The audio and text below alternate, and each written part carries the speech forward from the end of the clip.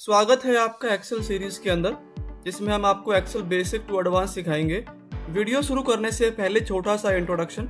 मेरा नाम रजत है, मैं एडोबी प्रोजेक्ट में एज ए सॉफ्टवेयर टेस्टर काम करता हूं। अगर आपकी कोई भी क्वेरी है like how to get a job in IT field और how to start your career in the IT field, तो आप नीचे दिए गए व्हाट्सएप लिंक द्वारा आप हमसे कनेक्ट कर सकते हैं। हम आपकी डेफिनेटली वहाँ मदद कर पाएंगे। आज के इस वीडियो में हम बात करेंगे नोट फंक्शन के बारे में और इफ़ एरर फंक्शन के बारे में। नोट फंक्शन का जो यूज़ किया जाता है, किसी भी रिजल्ट का अगर मुझे नेगेटिव रिजल्ट चाहिए तो वहाँ पे मैं नोट फंक्शन यूज़ कर सकता हूँ। मेरे पास दो रिजल्ट है, यहाँ पे मैं अगर नोट फंक्शन यूज़ करता हूँ तो मैं इक्वल प्रेस करता हूँ, देन नोट लिखता हूँ, उसके बाद ब्रैकेट ओपन करता हूँ, सेल पोजीशन को सिलेक्ट करता हूँ, ब्रैकेट क्लोज करता हूँ, देन एंटर प्रेस करता हूँ। तो जो रिजल्ट पहले ट्रू था अभी वो आपको फॉल्स मिलेगा।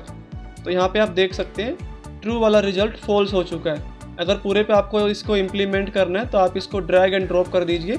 इसके बाद जो आपका रिजल्ट फॉल्स था वो ट्रू हो चुका है। तो ये था आपका नोट फंक्शन के बारे में। अगर मैं नेक्स्ट फंक्शन की बात करूँ तो नेक्स्ट फंक्शन है हमारा if error function. If error function का यूज़ किया जाता है कि अगर कहीं पर कोई एरर अक्कर होता है तो वहाँ पे क्या टेक्स्ट आप डिस्प्ले करना चाहते हैं, तो वहाँ पे आपका इफ़ एरर फंक्शन यूज़ किया जाता है। फॉर एग्जांपल मेरे पास ये दो डिजिट हैं 10 एंड 20। अगर मैं इनको डिवाइड करता हूँ 0 से तो यहाँ पे ये एरर मिलेगा आपको, बट मुझे यहाँ पे ये एरर डिस्प्ले नहीं करना है। मुझे यहाँ पे कोई एक अच्छा सा मैसेज डिस्प्ले करना है। उसके लिए मैं यहाँ पे इक्वल प्रेस करता हूँ, देन इफ़ एरर यहाँ पे लिख देता हूँ। इसके बाद ब्रैकेट ओपन करता हूँ।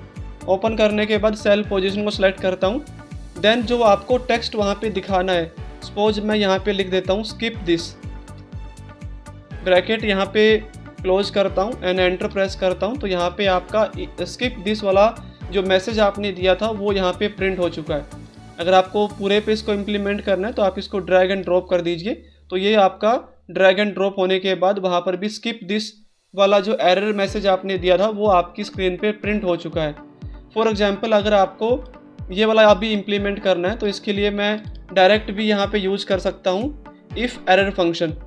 इफ़ एरर यहाँ पे लिखता हूँ, ब्रैकेट ओपन करता हूँ। इसके बाद जो भी आपको यहाँ पे एक्शन परफॉर्म करना है, फॉर एग्जांपल मुझे जो 20 है उसको डिवाइड करना है 2 से।